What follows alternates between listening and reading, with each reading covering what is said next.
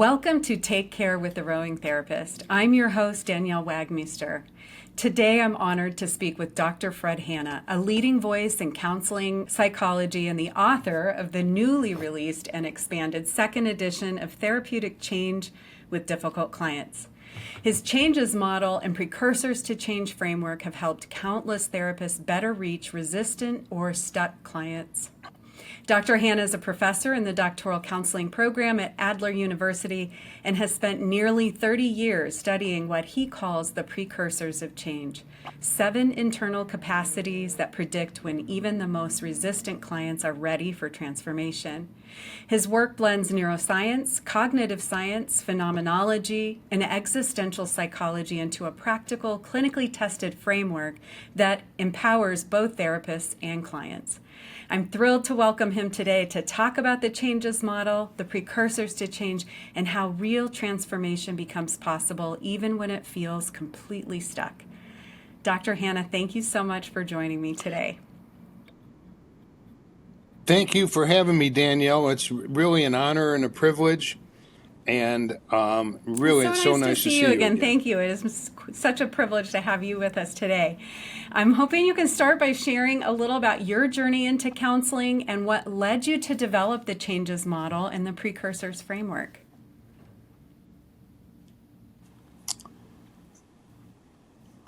Well, I'm trying to turn a long story into a short story.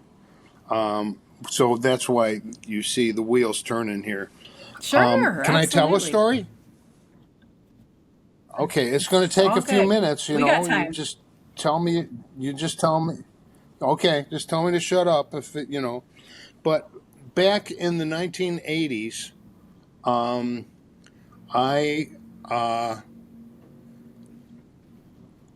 let's see what my situation was. I was considering going for my master's degree in counseling, and I was visiting a couple of friends, and they had a little boy who was about 4 years old, very, very bright little boy. I could tell more stories about him as I got to know him over the years, but this little boy was just the cutest little thing, just amazing. So I'm there. They had me for dinner, and it's after dinner, and we're chewing the fat. That could be literal, actually. And the little boy comes out dragging a blanket, and he's, honest to God, it was like in a movie. He was sucking his thumb and dragging a blanket, and he's crying. And he said, Mommy, it's back.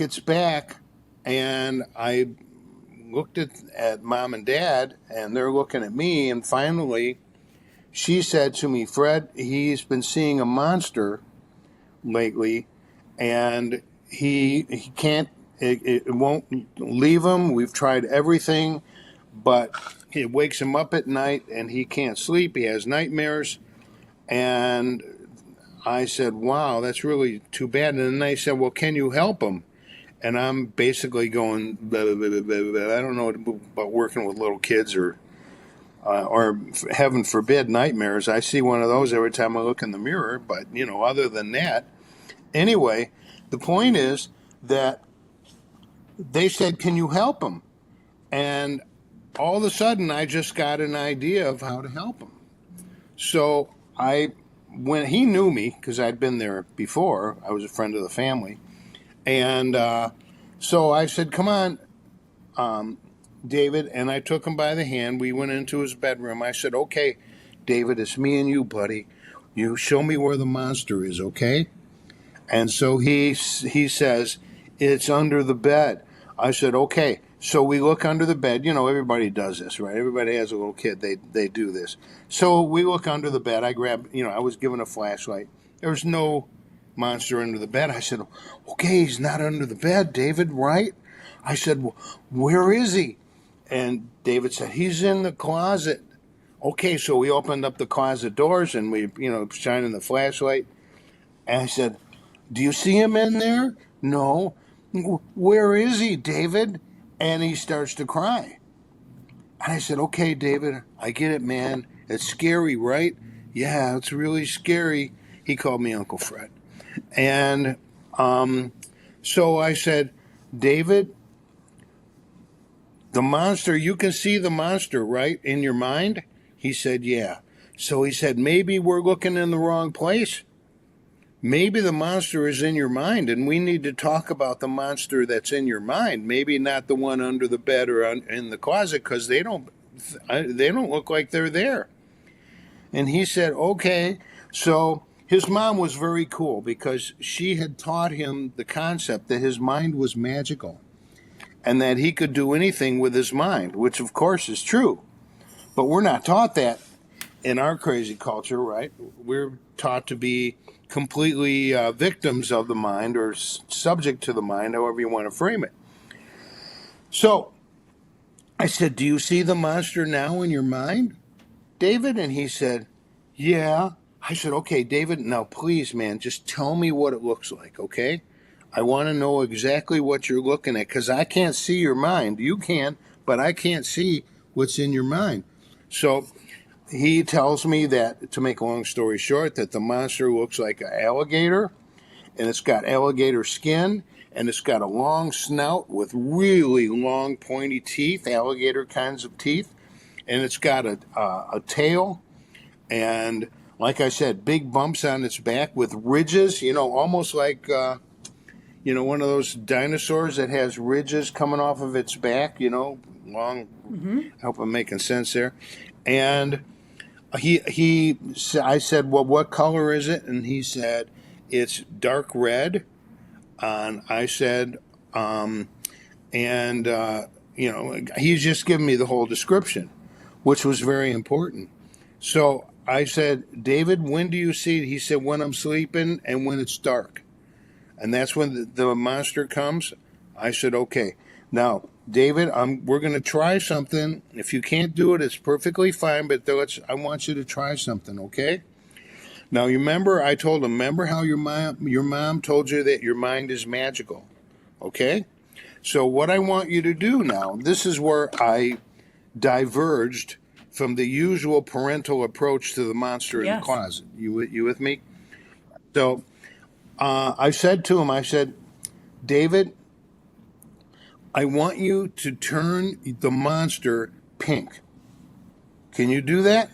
And he looks at me, looks up. He's still got tears in his eyes, And so he said, yeah. I said, it's pink now? Good. I said, okay, now make the monster's skin really, really smooth. Okay? Take all the bumps out of the monster's skin and make it really, really smooth. Can you do that?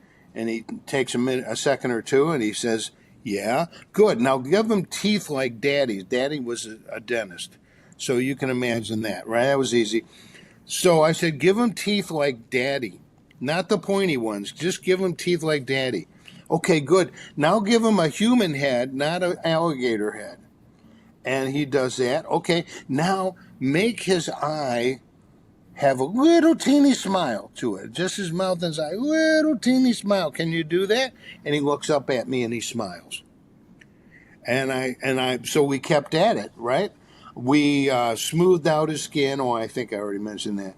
And we made, the monster look more and more human. I said, okay, now, David, here we go. You ready?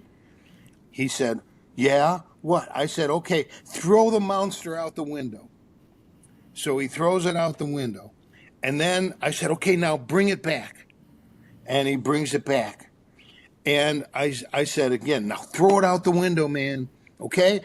Good. Now bring it back. And we did that a few more times. And totally uninspired, totally prepared for. There was a TV show back then in the 80s. It was called He-Man. And He-Man was some, wimpy guy who becomes this powerful He-Man kind of a guy with huge muscles and all this kind of stuff. So as we were doing more exercises where he was actually taking control over the monster, he all of a sudden completely spontaneously raises his right hand, just like He-Man, and said, "I am the power." Whenever the He-Man would change from the wimpy guy into the powerful guy, he would always raise his right hand and yell, "I am the power."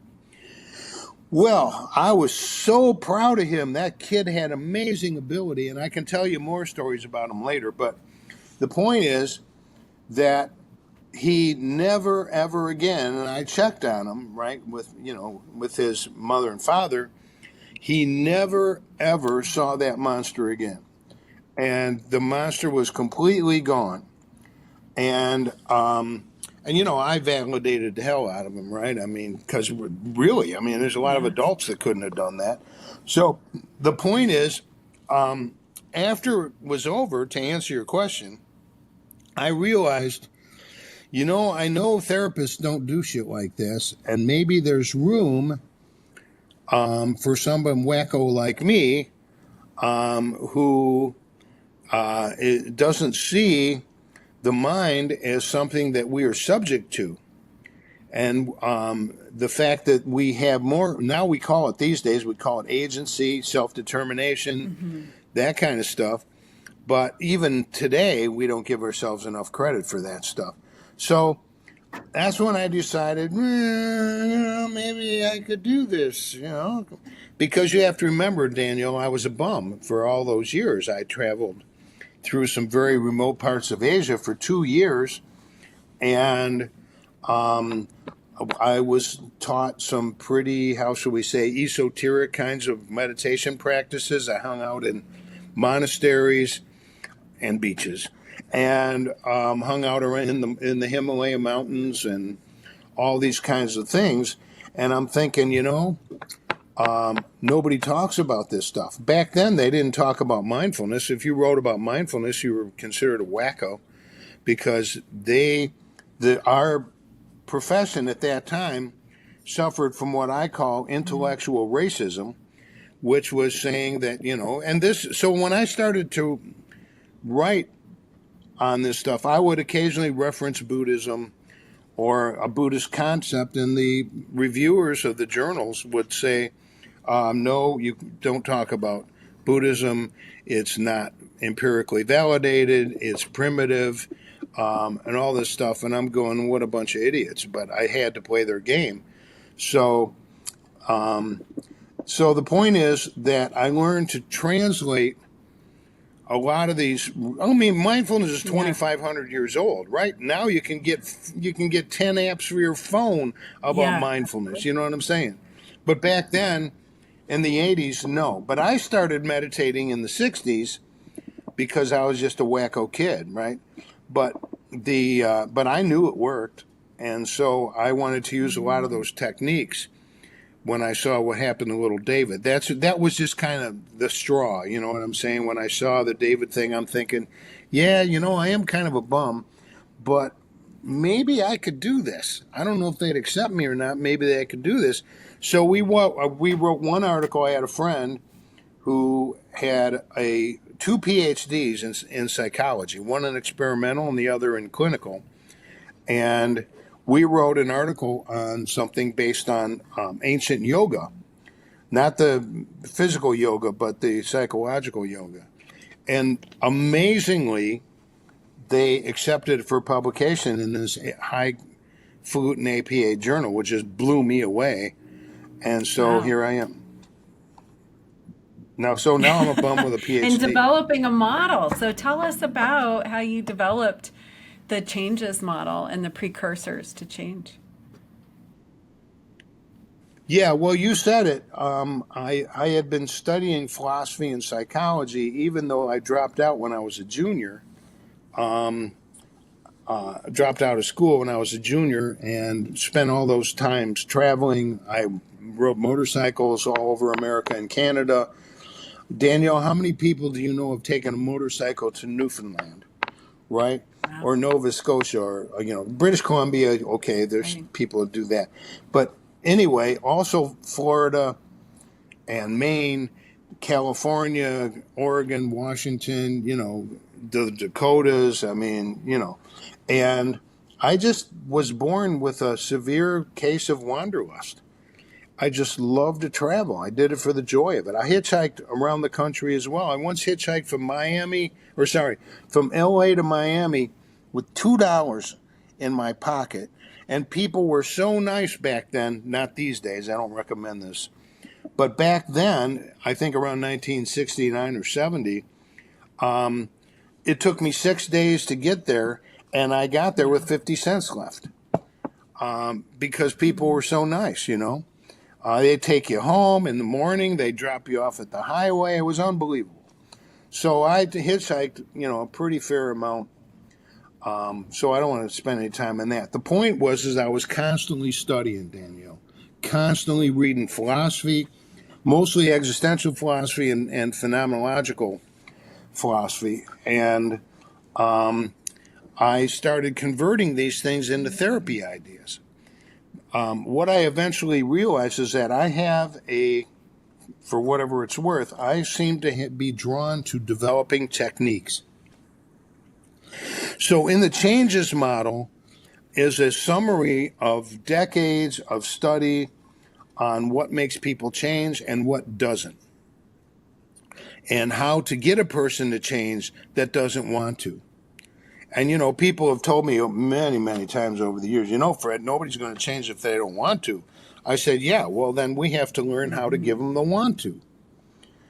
And then once we give them the want to, that's one of the precursors. Then there's 6 more they develop, and then sure as hell, they're changing, much to their own surprise and sometimes much to ours. And so we put together a model. And amazingly enough, in the first edition, which was published in 2002, the APA decided to publish an article which is highly prestigious for a bum. You understand? I mean, I never expected that. And now they did our second edition as well. And I did that with one of my former students, who is a very, very bright guy. And so we changed the model's name from the precursors model. We changed it to the changes model because all 7 of those precursors, when rearranged, spell the word changes. Isn't that an amazing coincidence? So, yeah, I worked with really, really difficult clients. Gang members who 1 minute they're telling me they're going to slit my throat if they ever see me on the street, and the next minute they're saying, "Hey, Fred, can I hang out with you?" Because what? I didn't do anything mysterious. It's got nothing to do with me because if I don't use those techniques, of which there are 100 or so in the model, if I don't use those techniques, that client doesn't change. It's got nothing to do with me. And that's what a lot of people will say. Oh, yeah, that's because of you, Fred. No. If you do the technique, the person changes. If I don't do the techniques, the person doesn't change. Yeah, nice. Walk us through the acronym changes and what those precursors are. Well, the C stands for confronting the problem.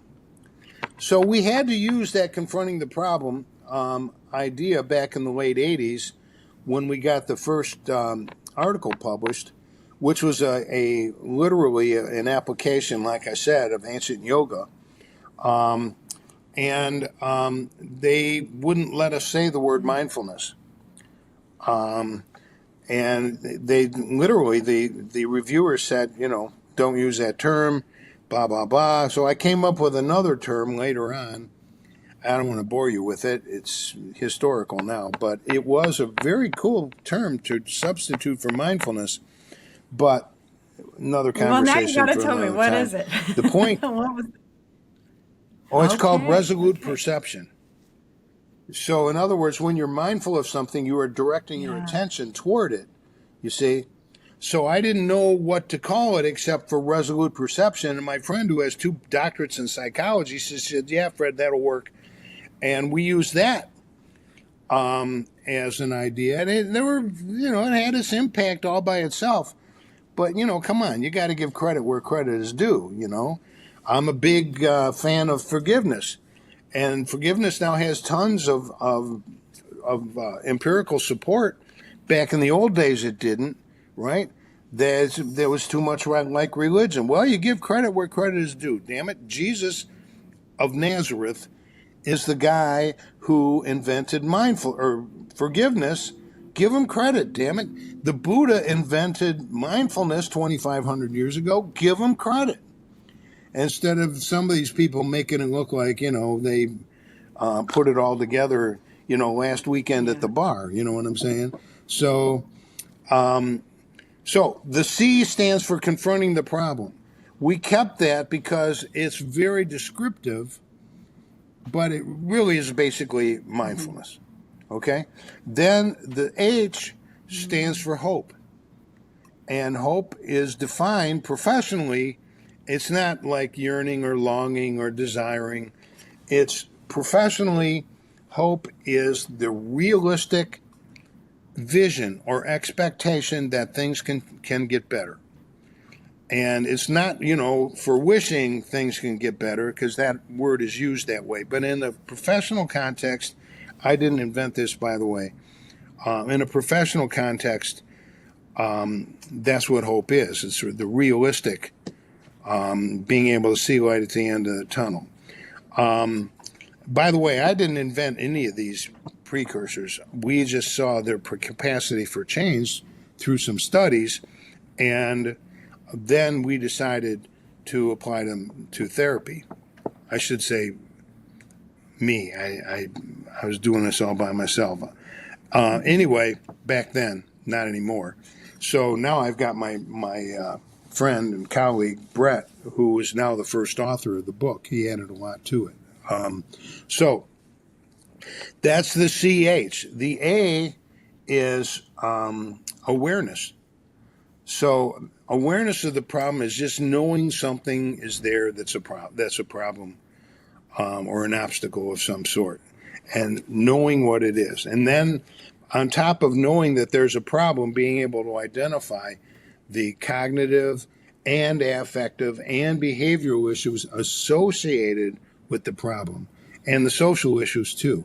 Okay? So that's CHA. The N is a sense of necessity. Necessity basically is the idea that if a person feels that sense of urgency, like this can't go on anymore, they don't know what to do, they're not very aware of it, all they know is that something's really bad and it's got to change because they feel like garbage. You with me? So that's CHAN. Then the G is grit.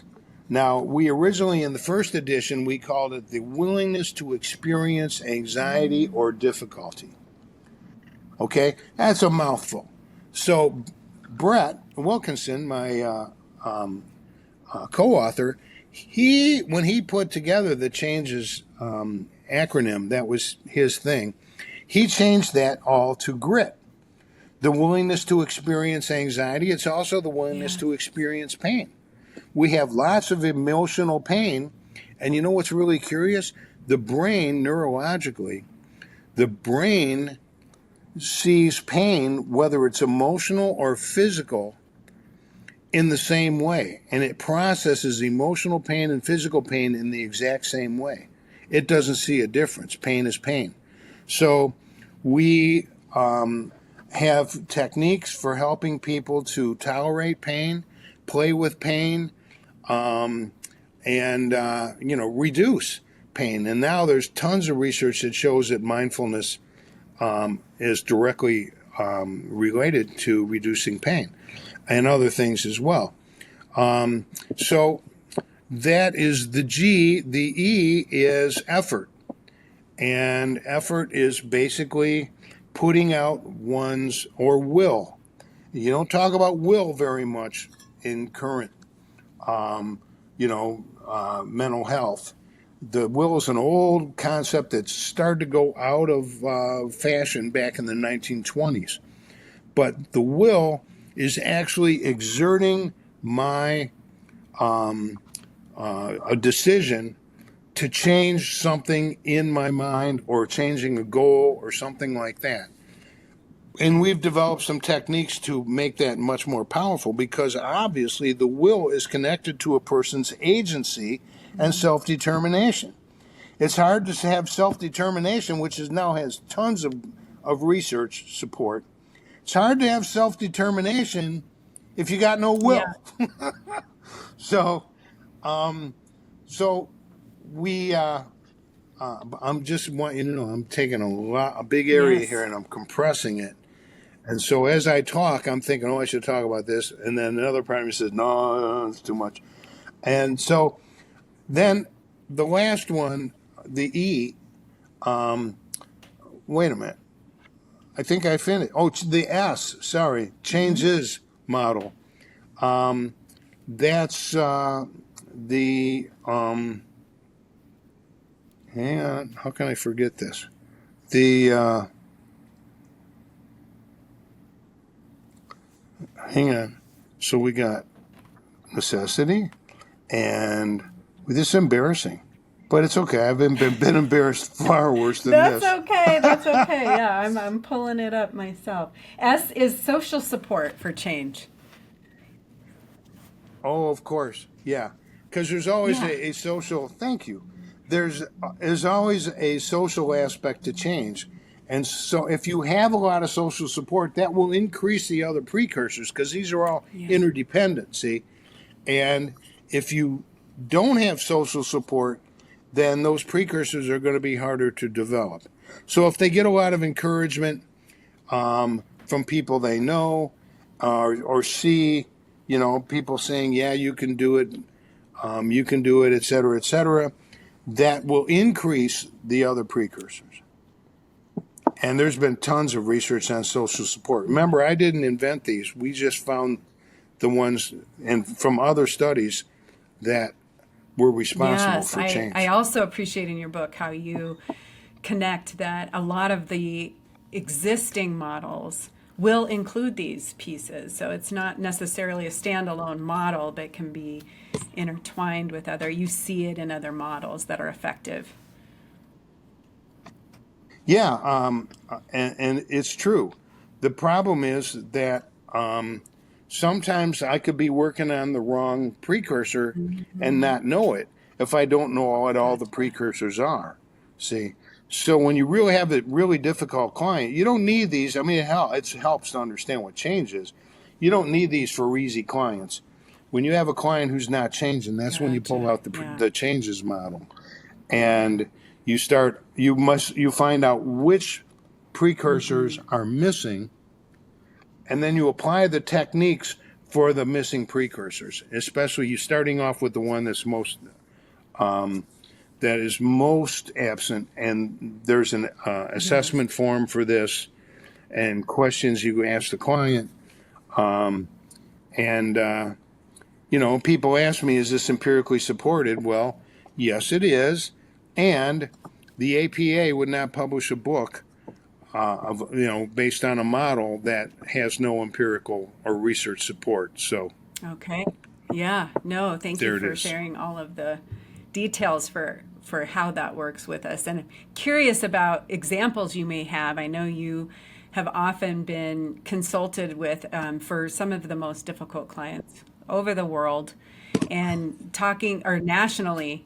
Yeah. And so just thinking about, you mentioned in your work before how sometimes for clients a survival skill is killing empathy, and how you might use Sometimes the survival killing skills, what? empathy, I'm sorry. that they need to kill empathy in Oh, order to survive. And yeah. so I'm just wondering how you might use some of these precursors to help slow things down and reconnect a client with that ability to empathize.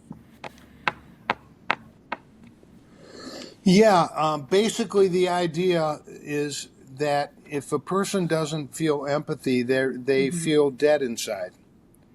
Because, you can love somebody, but sometimes love is an extremely selfish thing. It's not about the other person. It's really about the person who wants to control the other person, or whatever.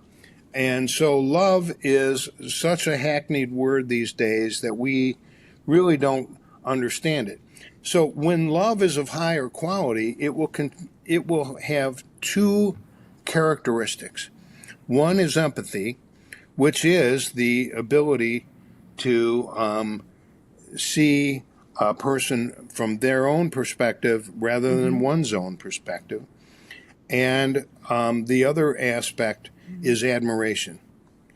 And, when you're doing couples therapy, when you see the admiration factors start to dwindle, then you know that the relationship is in trouble because the love is not far behind. Same with empathy. And so, people say there's qualities to love. Well, those are two major ones. I'm not going to sound like I'm an expert on love, okay? But the point is that those two are very, very important in any kind of love. There has to be some kind of admiration. If there's no admiration, then it becomes sympathy. You then start feeling sorry for the person, which is nice sometimes, because sometimes sympathy is, a gesture, more or less, but sympathy is not useful in therapy. In fact, sympathy makes it so that the hidden message is that the client doesn't have to try because they're a victim after all. And it takes away their agency and self-determination. And in most cases, authenticity as well. Well, I was just thinking about some of the examples you used, yes, you where want a story? You help people reconnect with their sense of empathy when they developed killing that empathy as a survival skill. Let's say a gang member in the streets, for example, victimized. Okay. Yeah. Well, this is the curious thing. There are some people who don't have empathy for anybody. Yes. Okay, psychopaths, mostly sociopaths. They just don't have empathy. They don't know what it is. They certainly don't have it for themselves, and usually not even for their friends. However, there's a good amount of criminals, and by the way, I've discussed this topic it's a great topic that you're bringing up. I've discussed this topic with professionals who work in prisons, with people who have, the antisocial diagnosis. Now, some people say there's a difference between antisocial and psychopath, but it's not in the DSM, so most people don't talk about it anymore. But here's the point. Very, very often, gang members have empathy for each other. And so that doesn't mean that all their empathy is dead. They selectively kill aspects of their empathy. So some people will have empathy only for their fellow gang members, right? And the gang members that I have worked with, which are usually a very violent crowd, I mean, they even threaten me, which makes them just like my family and friends. I'm just kidding. That's not true. Anyway, but they will show empathy for each other. And some very touching stories I've been told about when the gang members actually show true affection and empathy. So it's an easy phrase for therapists to say, client Joey, he has no empathy. No, you got to check to see, because there might be somebody he has empathy for. And then sometimes when somebody's falling in love, they'll have empathy for the person that they're falling in love with. But if the person is very, very troubled, that empathy will go away after a certain period of time. And they still think that they're in love, but in fact, they're in love with a creature that doesn't exist. Because empathy is gone, you don't know anything about the other creature or person. I should be not called people, creatures. I'm following you. So even though that's what I see when I look in the mirror, I see one of those creatures. But anyway, so yeah, there's a lot of examples where we wake someone up to empathy, and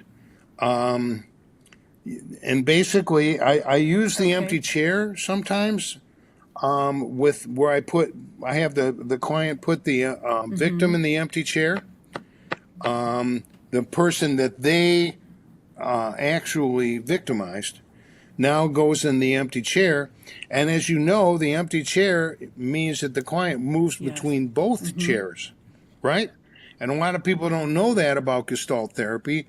I'm so lucky. I have advanced training in Gestalt, object relations, existential, CBT, and a host of others, even psychodrama, for God's sake.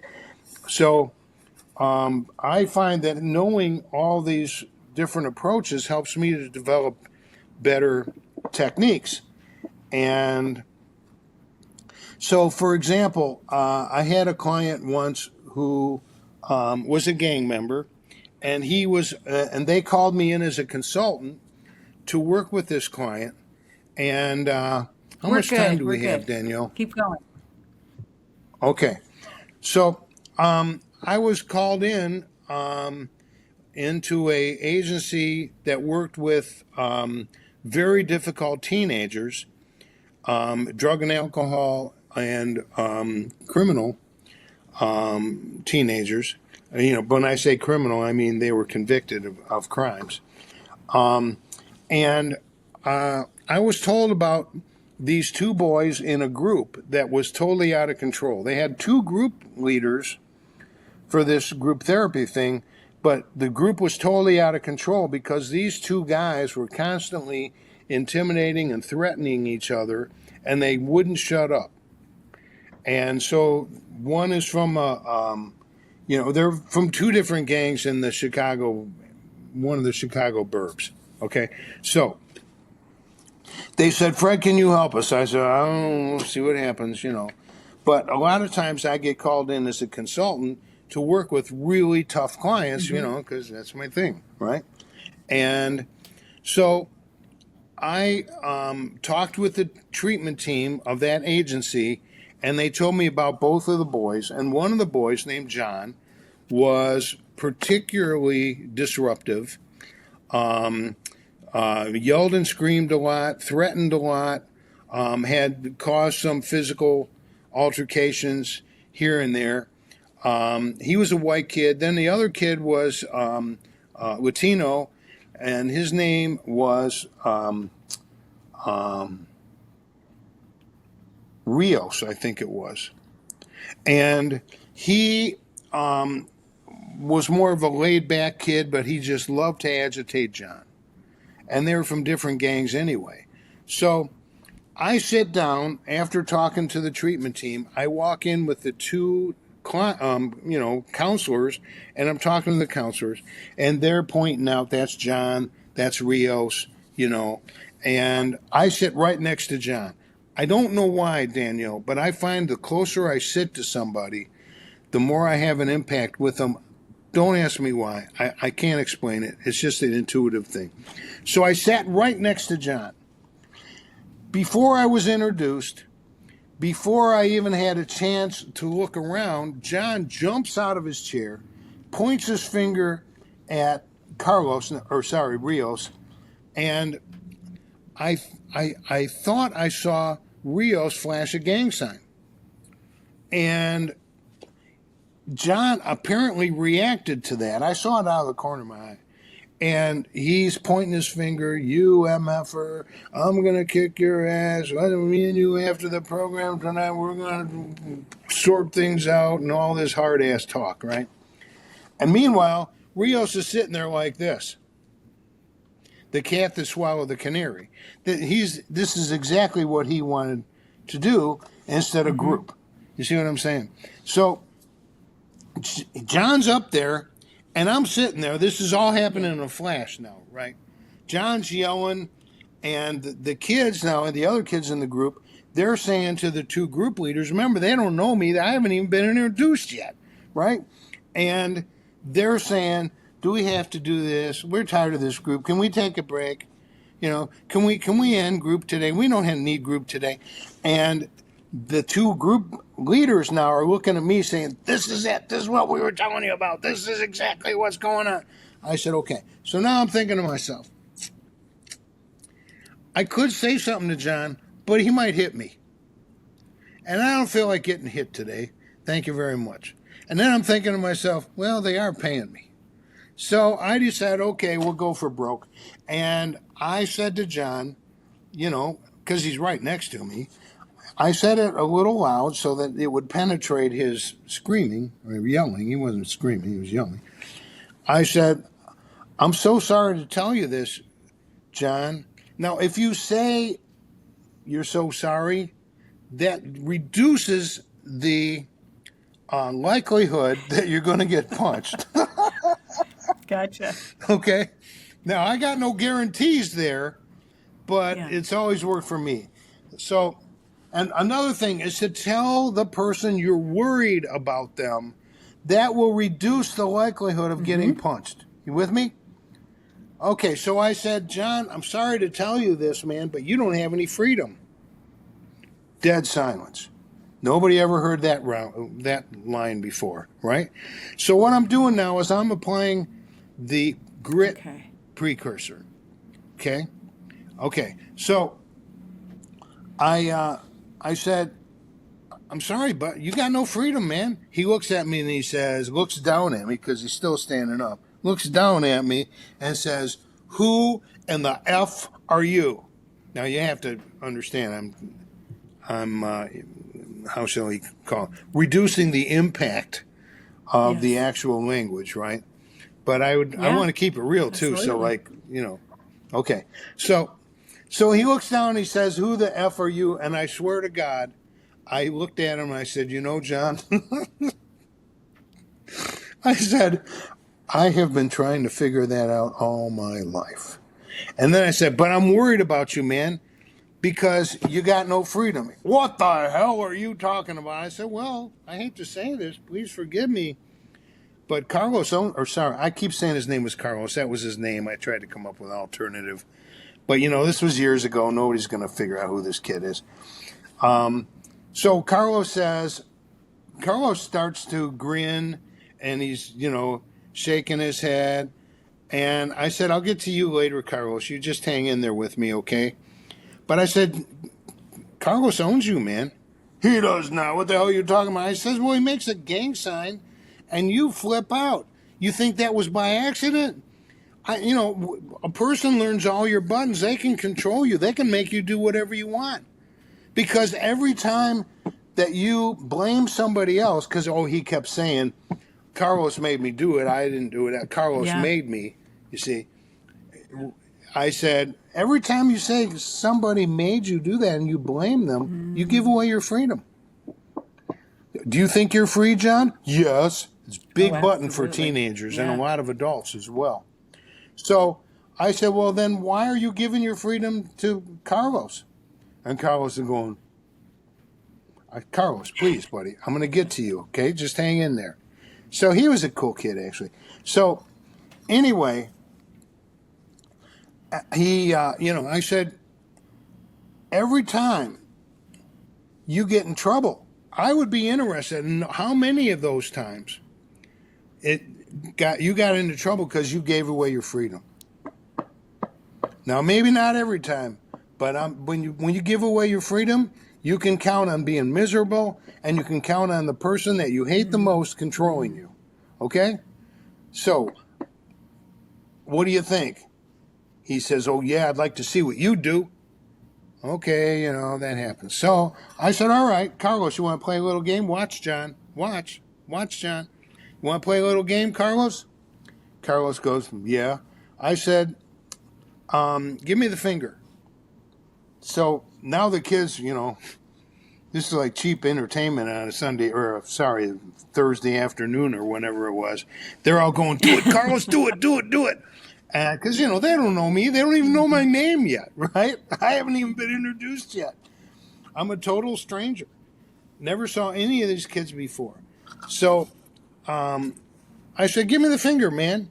He says, I'll get in trouble. He looks over at the two counselors. I said, no, you ain't getting in trouble. Outside of this group you would, but not here. I need you to do this. So he goes like that. I said, come on, man, you don't know how to give me the finger? He says, yeah, I know. I said, well, then do it, man. And now the other group members are all saying, do it, Carlos, do it. Because they want to see who this guy is, what he's all about. So Carlos gives me the finger with passion, you understand, and dedication, right? You can tell this is a subject he had studied at length. Okay? So he gives me the finger, and I told John, I said, well, man, he's now giving me the finger. Should I go off on him? Should I tell him I'm going to kick his ass later on? Should I, just start disrespecting him? And Carlos says, well, you told him to do it. Okay. Sometimes they do that, but I had figured this out a while before this. So I said, okay, you're right. I told him to do it. I said, Carlos, you want to keep playing? He goes, I guess. So there was one thing you can't even say in jest, okay? You can't insult somebody's mother, even in jest, right? So I said to Carlos, I said, okay, now, Carlos, still want to play? Yeah. I said, Carlos, insult my mother. Disrespect my mother. Now the kids are really excited. Do it, Carlos, do it. He says, I'll get in trouble. I said, no, man, I need you to do this. Meanwhile, I'm thinking, Mom, I hope you can forgive me. And so he said, your mother's ugly. I said, Carlos, I can tell you're a nice guy. You know what to say. And he said, yeah, but I'll get in trouble. I said, no, outside of this group you will, but not here. You watching, John? John's really waiting for this one, right? So Carlos said something to me that was so bad, I can't even cushion the language. Okay, it was just really bad about my poor mom, okay? So he does it. And now all the kids are looking at me like, okay, what's this guy going to do now? Obviously, I don't give a shit. So I said to Carlos, or to John, I said, okay, man, now he's disrespected me and my mother. Should I go off on him? Should I tell him I'm going to kick his ass? Should I flash some gang signs to him? I said, no, because my freedom is mine, John. Nobody gets my freedom. If I don't have freedom, I got nothing, John. And what worries me is that you will give your freedom away to anybody who pisses you off. Now, dead silence in the group. So I let the silence sit there for a while. I said, John, still think you're a free man? He says, yeah. Okay, we're going to go for the next half hour in this group. And I want you to prove to me that you are free by not reacting and not letting people control you by pushing your buttons. Think you can do that? I can do that. Now, this is the same boy that was originally described to me, Danielle, you ready? As someone who has no impulse control. No impulse control is a cheap evaluation of a client that a person's been wholly unsuccessful with. Everybody's got impulse control if they can stop themselves from going to the bathroom. Yeah. You understand? Yeah. You know what I'm saying? It's gross. Yeah. It's gross, but it's true. Okay, so I said, let's see if you can go this half hour and hold on to your freedom and not give it away to anybody, including Carlos. You can do that? He goes, yeah, I can do that. This is the boy with no impulse control, right? So we went half an hour. John was fine. The group actually progressed, and they told me later, the two group, he said, Fred, that was the first time we ever did group in months without having to constantly keep after all the acting out and insults and disrespect. I said, okay. So at the end, with about 5 minutes left to the group, this is all in one session, I turned to John and I said, shake my hand, man. And he shook my hand. He said, what was that for? I said, because you held on to your freedom that entire half hour. We were talking about, the kids were talking about their fathers with no impulse control, and and all of that. I said to him, John, you did good, buddy. You'll never be able to convince us that somebody else made you do something, because you held on to your control and your freedom when so and so said this and so said that. You held on to your freedom, man. You didn't give it away. Well done. I said, now, I got to ask you a question, because, they told me a little bit about you before I came in here, right? He goes, yeah, I knew that. I said, they tell me your father's in jail, right? He said, yeah. I said, was your father a free man the way we're talking about freedom here? Not because, he had liberty or that he could do whatever he wanted in the society. I mean, did he have freedom in here? He goes, no, man, my father was always going off and beating on people. I said, well, they told me he beat on your mom too. Is that true? He said, yeah, my father just beat up on anybody who was close.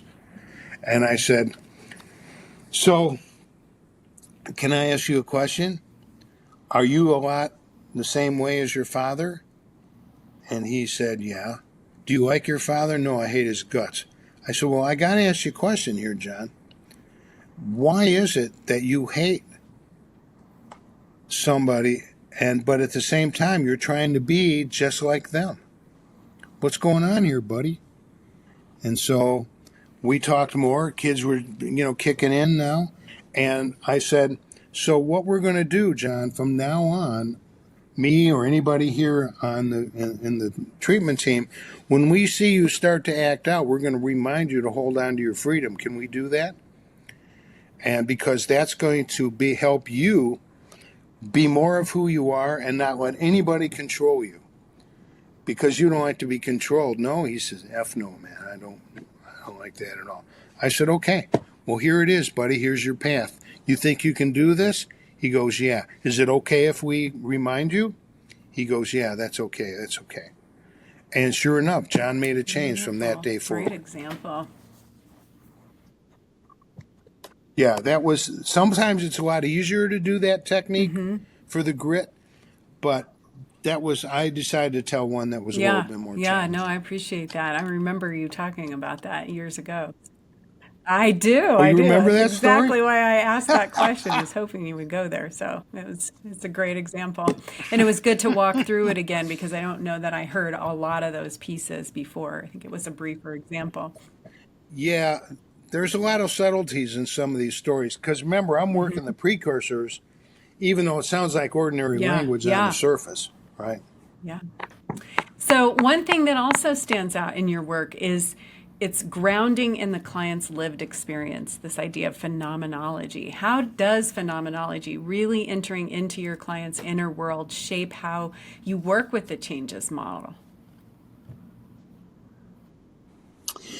Yeah, boy, oh boy. You're hitting all the big subjects here, Danielle. The phenomenology is a philosophy that was started around 1907 by a guy named Edmund Husserl. And it was extremely influential on existential philosophy. Okay?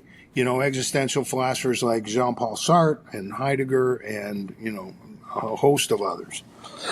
And phenomenology, these days in the social sciences and in psychology, this has been written about. I'm not the first one to say this.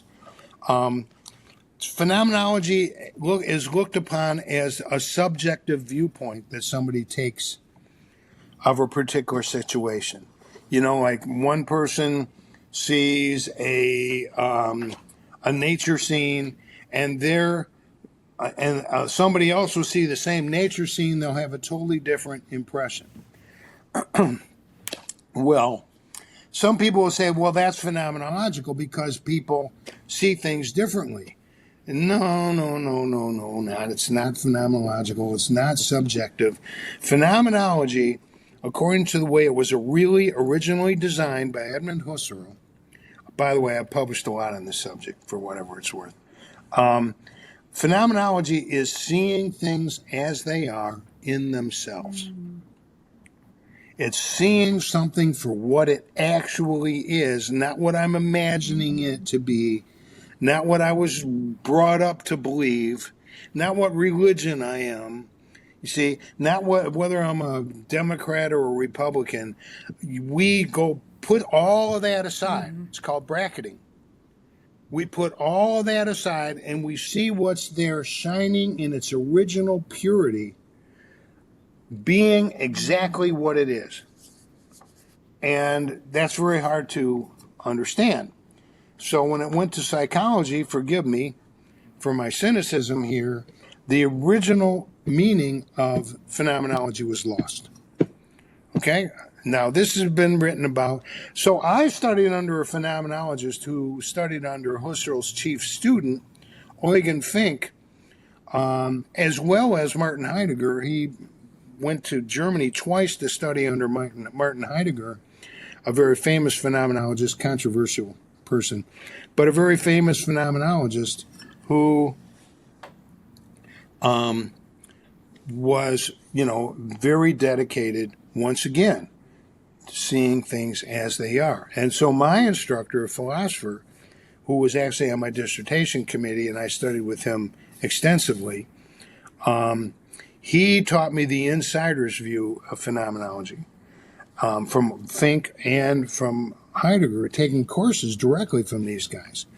And so I was very fortunate in that. So I've done a lot of writing that not only reconnects psychology and sociology, etc., to phenomenology, but also talks about phenomenology and how it was basically, how shall we say, corrupted when it became part of psychology. Now, Carl Rogers, as much as we love Carl Rogers was partly responsible for corrupting the use of the word phenomenology. So Carl's a great guy, I never met him, but I've studied with people who have studied with him. So basically then, I've written at least a dozen journal articles on phenomenology and research, and also how phenomenology is very, very similar to Buddhism and yoga. And once again, I wasn't the first one to say those things. There were some very obscure articles from the 60s that said these things too. So I can't take credit for those, except I may have expanded it a little bit. But so phenomenologists is basically getting a person to open their eyes and see what's really there instead of what they're putting there. So like a jealous husband, for example, who's, inaccurately judging his partner or, their partner or whatever the case may be, inaccurately judging that person by, telling them that they're cheating when in fact they're not cheating. It's all in the person's head, you see.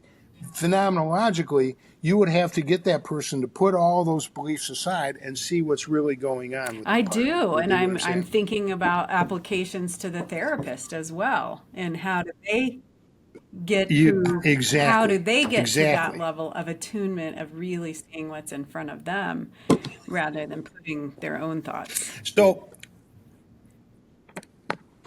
I can't remember. Did you take the Yes, I Asian did. One of my therapies course? favorites, yes. Okay.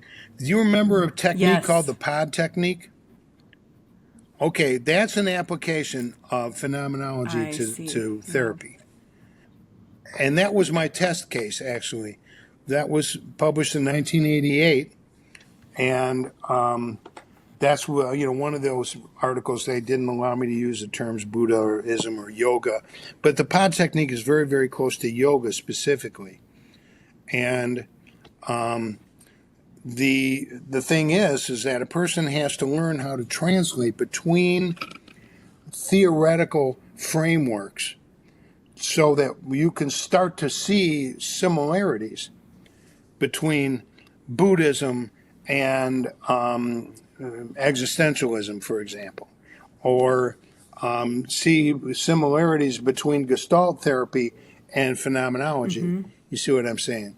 And once you start to see all those interconnections, one has to make an extra step to see that these theories are actually separate from each other. They're all very, very closely connected. And the other thing about it is that the better you can see them as integrated, the easier it is to apply different techniques and change them according in the moment to change them working with the client in front of you. Have you ever done something, Danielle, with a client and you think to yourself, wow, that was cool. How did I know to do that? Where did that come from? Well, a lot of times, you see, that's from a deeper understanding of what people need to change. And a lot of times, it doesn't come from a book. It comes from deep in here because of a deeper understanding based on our own understanding of therapeutic change, but also the empathy that we have for the client. Yeah. No, or absolutely. Yeah, which reminds me, you often talked about wanting to know about clinicians' most difficult client as a tool to deepen self-reflection for the clinician. Can you say more about that? Yeah. Right. Well, yeah, and not only that, the precursors model can affect very mundane aspects of life too. So if a person wants to go on a diet of some sort, it's the precursors of change that are going to affect whether they stay on the diet or not and make the change. What's the change? Well, I assume weight loss or whatever. There's another form of change that I personally don't get involved with, Danielle, but it's called exercise. Now, between you and me, I think exercise is utterly fascinating. I can sit and watch it for hours. Sorry, that was a bad joke. I take that back. But anyway, somebody sent me a cartoon the other day. It was a picture of a cat wearing sunglasses. And under the cat, it said, I'm in the fitness protection program. And there was some other stuff in there too, but I thought that was pretty funny. I'm a big fan of cats anyway. But the point is that this can be applied in very mundane aspects of life, as well as, some very powerful approaches with, like you said, antisocials or people who have just never been happy in their entire lives. Yeah. Those are tough clients too. Yeah. So you just tell me, look, man, I'm like a wind-up doll. You wind me up, I'll just well, I keep want going. to pick your brain if I can for a minute about your time that you spent with this wanderlust, traveling into places like Sri Lanka, spending time with some of the monks there. How did that experience shape your understanding of human change and suffering? Well, boy, what a question. When I was a little boy, honestly, I was 5 years old, maybe younger. I remember driving back with my parents in the back seat of the car. This would have been around 1954, right? And I said to my mom and dad, I said, Daddy, Mommy, do you think maybe someday I could go places on my own without having to ask you? And maybe I can go by myself? And they said, well, of course. My dad says, I still remember this. My dad says, well, of course you can, Freddie, or Freddie John, they called me back then, And my friends still call me that just to be funny. I don't know. Anyway, so, I'm a 4 or 5 year old kid. This time has no meaning to me. So as soon as we got out of the car, I'm taking off, and I remember being so fascinated by these tall fences. Remember, I'm a little boy, and these tall fences and the dogs. The dogs were the size of bears, you know what I'm saying? So, I am utterly fascinated by all this new neighborhoods and crossing busy streets and being scared out of my mind, that I'm going to get hit by a car. But I know when I figure it out, okay, maybe I can run now, and I run across the street. And then finally I ended up in a park, and the kids are playing tetherball, and tennis and, you know, baseball, and I'm just utterly and completely fascinated by the newness of it all, just all pure, novel, brand new experience. And I am just thrilled. Next thing I know, I hear this voice, Freddie, get over here. And I see, oh my God, it's my parents' car. That's my dad. So I'm all excited to tell my dad, about my adventure. And he he beats the shit out of me, spanking me. He's totally, you could have been kidnapped. What the hell's wrong with you? My God, we were looking all over for you. You scared the hell out of us. And I'm going, never thought about that. Well, anyway, it never stopped. When I got a bicycle, I would just ride it as far away as I could until I got exhausted, and then I turn around. And then it just, it continued from there. I hitchhiked. I told you I did a lot of hitchhiking. Then I got a motorcycle. I told you a little bit about that. I remember one time I was just sitting with a friend of mine who also had a motorcycle. We were eating breakfast at this wonderful breakfast place in Toledo. He said, well, what do you want to do today, Fred? I said, how about we just get on our bikes and go north until you can't go on any more paved roads? How about we just go as far as we can, and we'll find a hotel or motel or something, and then come home tomorrow? He said, well, that's great. So that's what we did. We rode and rode and rode until we ran out of paved roads. And it's hard to ride one of those big motorcycles on paved roads or unpaved roads. You see what I'm saying? So, but the beauty of it is,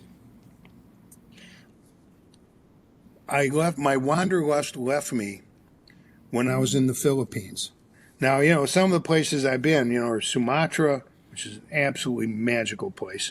And you mentioned Sri Lanka, which is one of my favorite, and probably, in fact, my favorite place in the world. And Bali, and Java, and Malaysia, and Thailand, and Singapore, and China. I was interviewed as a spy by the Chinese police when I was in China, which was the most terrifying moment of my life. I was all alone. There were no cell phones. I was 1,000 miles from the nearest American embassy. While this guy's interviewing me, I was literally seeing visions of spending, my next 40 years in some Chinese prison eating cockroaches, right? And it was terrifying, honestly. But I kept my shit together well enough. How can I say I handled my countertransference well enough to, I tried to connect with this cop. I just couldn't do it. He was a police captain, spoke very good English, and a communist, obviously. But I talked to him. Finally, I was able to connect with him, and he let me go. And I was still terrified even after it happened. Even after he let me go, I was, worried that they were following me and all this stuff. So that was in China. I've been to Korea and Japan as well. And I just love, and the Himalayas. Oh my God. I've seen the highest mountains in the world, Danielle. And I can't tell you what a thrill it was. I tell people that I walked to Everest. What I did was I bought a plane ticket in Kathmandu in Nepal, and they had a special service for travelers where you can get into this plane and they fly across, are you ready? 9 of the 10 highest mountains in the world. And it's cloudy a lot, but this day there was one cloud in the sky, and it was far away from the mountains, and I am just utterly flipping out. And they let you walk back and forth in the plane, see? So they went by Mount Everest, and while I was walking in the plane, so I tell people I walked to Mount Everest. You see, that's when you're not into exercise, that's what you do, Danielle. You know, you stretch the truth beyond Gotcha. recognition. Gotcha. It was a comfortable way to see it. Yeah, and so I hung out in northern India and in Kashmir, absolutely beautiful place, and in the extreme south of India as well, where you take the ferry to Sri Lanka. And there's a lot of funny stories in there. I can tell I stories all know. day. Yeah. What are some of your favorites? I still hang on to, I remember the Buddhist monk who told you most of us Westerners will never reach enlightenment because we live our lives as corpse dragging demons. That one stuck with me. Oh yeah, I still think of that because we're so attached to our bodies when our body is oppress us. I'm amazing. You remember that? That is very Yeah. cool.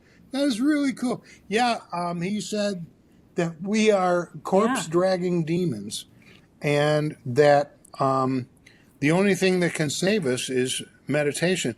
By the way, I found out later that that comes from Ah, Zen okay. Buddhism. That phrase actually comes from Zen. So, I mean, it's not like he was going to have That's to true. reference Yeah. his comments, but that was really the real thing. That's part of the Yeah. teachings. So, yeah, that one's pretty funny. Um, the oh boy, um, I can you want to I can tell you Okay. kind of a funny Yes. story. If you, I was walking along the beach in Sri Lanka, and it was about 6 at night. It was still bright out, and now I was there for 2 months in Sri Lanka, and it wasn't enough, but it was, a fair chunk of time for a traveler. So I'm, enjoying the beautiful beach and scenery and, just Sri Lanka has places after a while you realize there's a feel to some of these Yeah. places, you know? And sometimes that feel is magic. Like in Sumatra, it's magic. You expect gnomes and dwarves and elves to start coming out from behind trees to shake your hand. You know what I'm saying? It's like magical. It's the atmosphere is so light that there's no heaviness at all. It's hard to describe. When I went to Hawaii in Honolulu, it was a heavy atmosphere.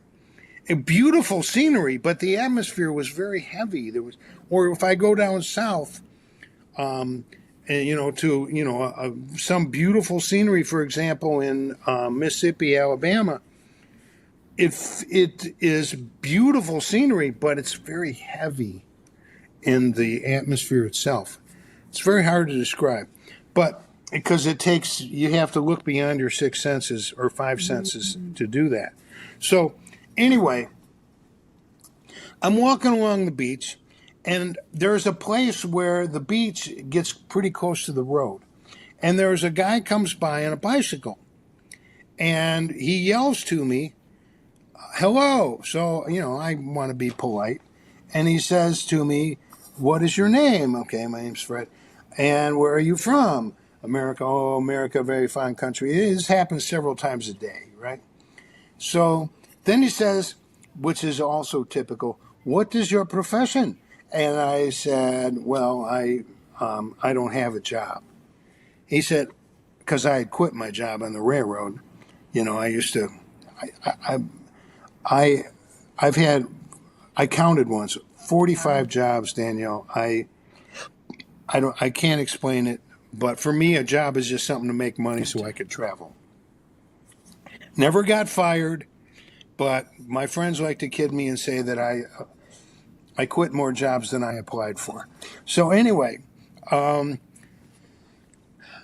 so he's being sincere. He's a nice kid, maybe 20 years old, and so he said, "What is your profession?" And so this time I changed it, and I said, "I'm not going to try and save face here at all. I'm going to tell him the truth." I said, "Now forgive me, because I paid for this, as you'll see as the story progresses."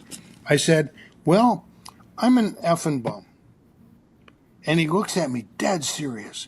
He says, effing bum? What is effing bum? And I said, oh, God, now I dug myself a hole. I have a moral dilemma at this point, see? My moral dilemma is, do I tell him the truth about what a effing bum is? Or do I try to save face, you see, by, changing the meaning so that I don't look quite so bad? But I figured, well, this kid's never going to see me again, so I should tell him truly what a effing bum is so he at least knows, okay, and then he can forget about me later.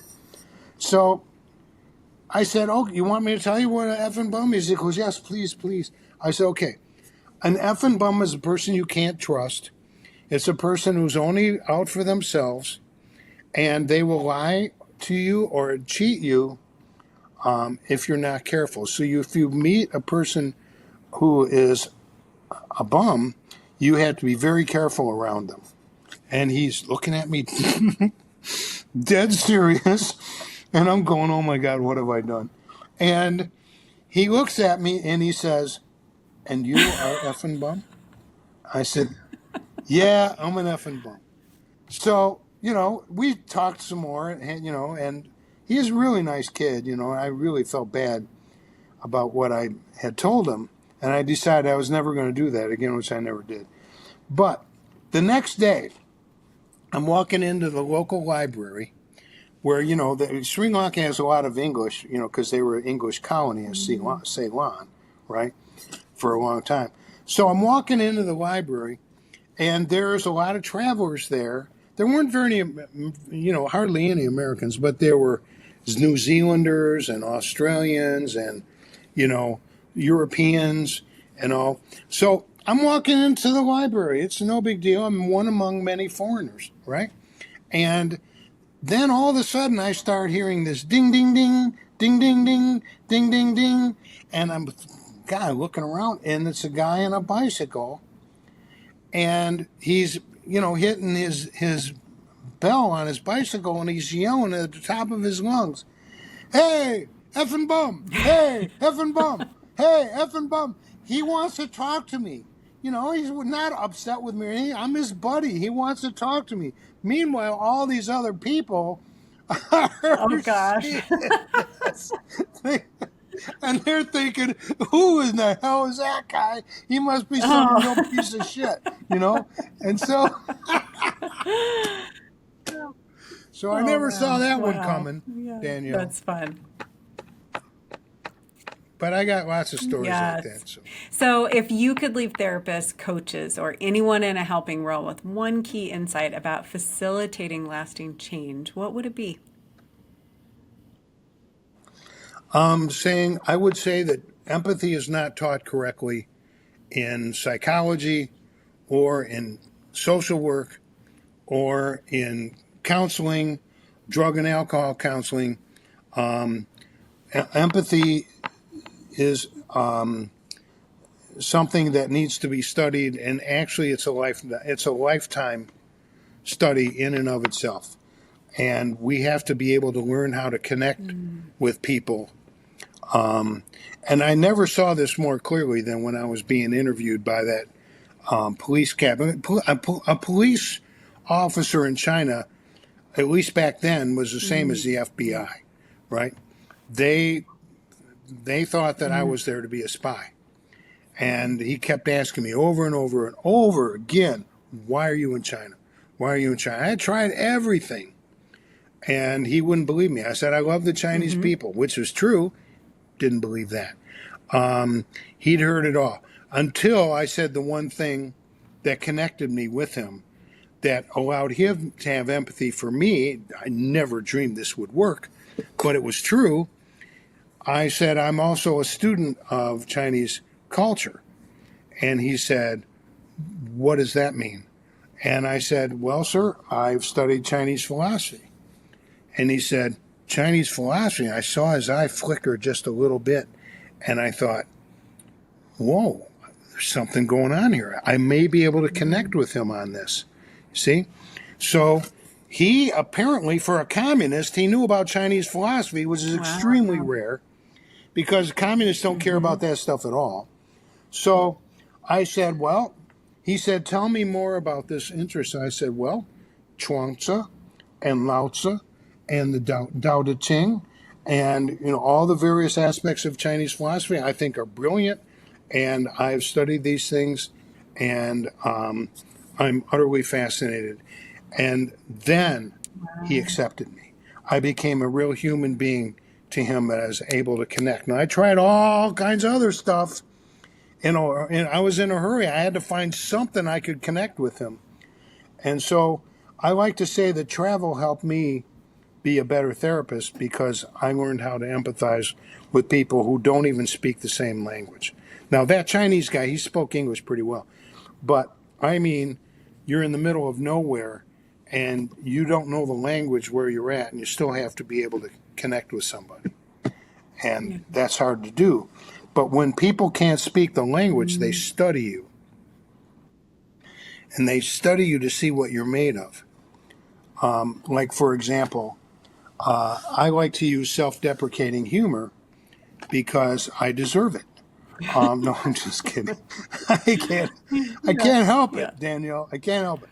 So anyway, in Indonesia, I knew like 2 or 3 things. I knew how to say thank you and hello. And because very few people when I was there spoke English.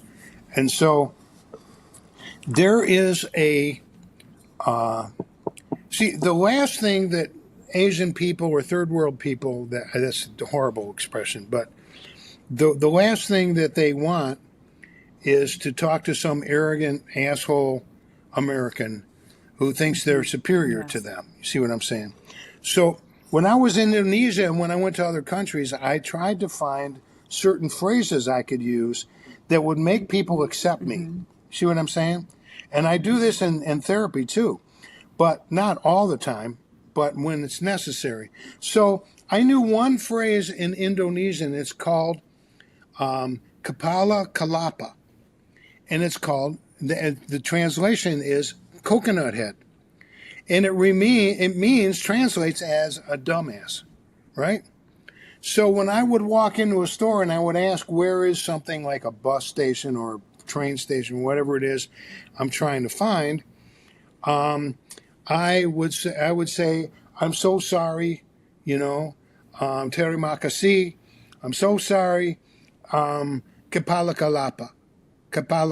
And they would laugh their asses off seeing some Westerner saying that. Next thing I know, they're going out looking for people that speak English so that they can answer my questions. You see what I'm saying? So you have to be very, very careful about status, and because the power, wealth, and status are the 3 downfalls of humanity, in my cheap opinion.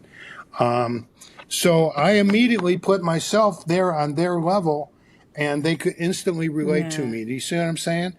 When that happens in therapy, doesn't matter who you're working with, you establish that connection, and you just ride that from there on. I appreciate that so much. Well, Dr. Hanna, thank you for sharing your wisdom and experience today. Where can our listeners find your book or learn more about your work? Well, you can go on Amazon.com and just type in the name of the book, Therapeutic Change with Difficult Clients. Yep. There it is. Yep.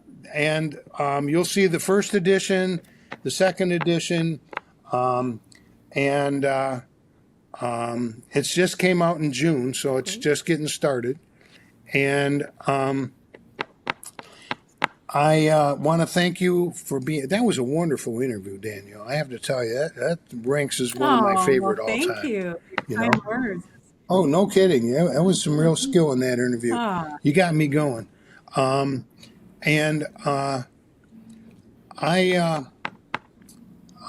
just love what I do, and I just wish that we had enough power to make the world, better in the way that you can see it.